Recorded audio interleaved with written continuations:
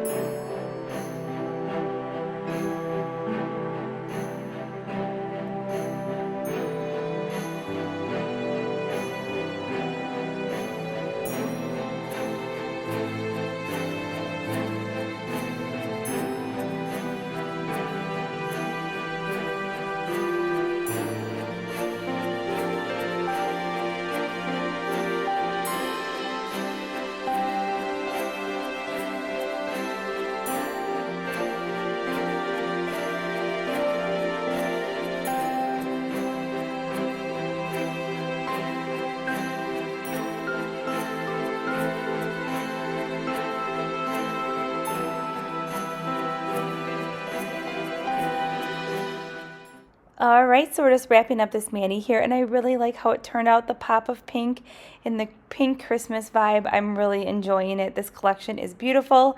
I love the bedazzled tree, and Elf Life is definitely my favorite glitter, and then the foil, and then pink ornament. All these colors complement each other really well. So I will go ahead and link everything that we use in the description box below. Let me know which new holiday color from Sundara is your favorite in the description box below. Please consider subscribing, and I will see you in my next video. Bye!